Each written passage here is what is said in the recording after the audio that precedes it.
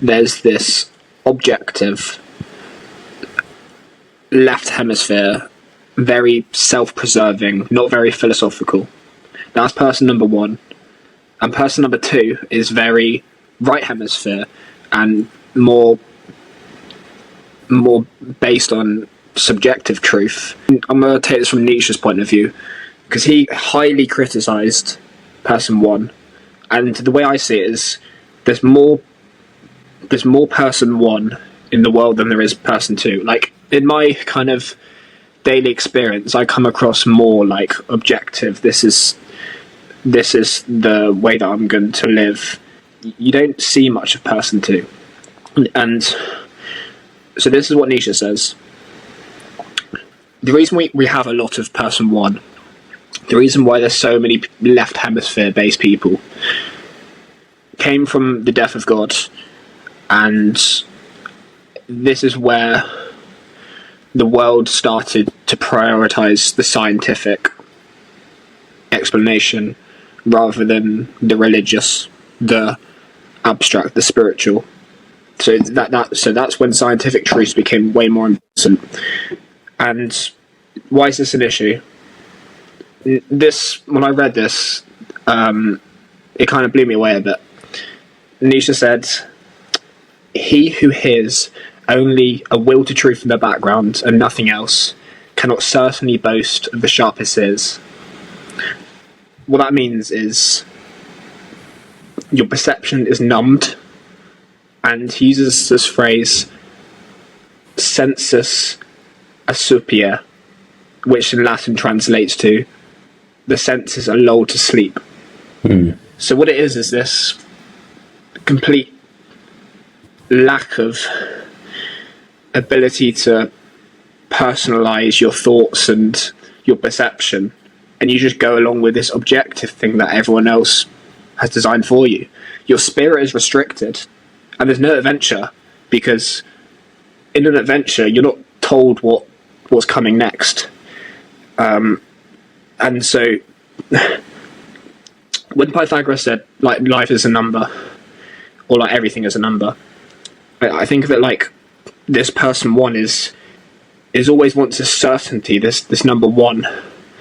But if you really want and go into this person two, you have this uncertainty. Suddenly the number slips to a 60% chance, and it's more uncertain. But what happens when you do that? Well, person one stays the same, and person two is able to use that uncertainty to multiply into something that's far greater than the boundaries that the certainty ever could.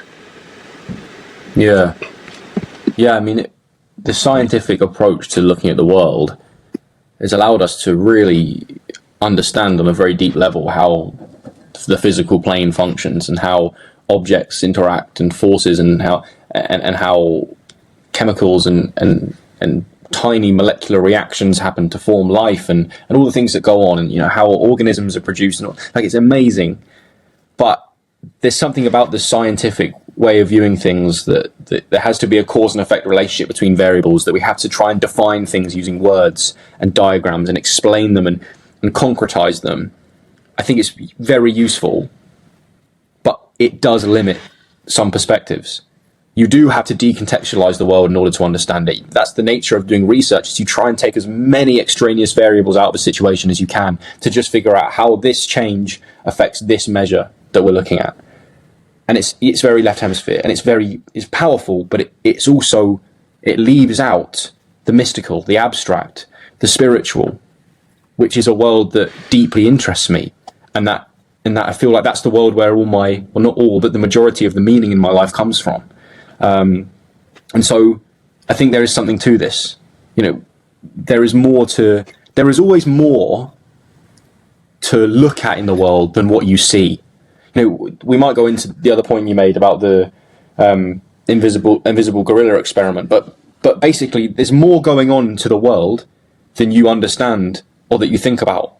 And the left hemisphere wants to deny that. The left hemisphere goes, well, no, there's this set of tools out in the world that I can use to my own advantage to get something I want, to achieve a goal or a motivation.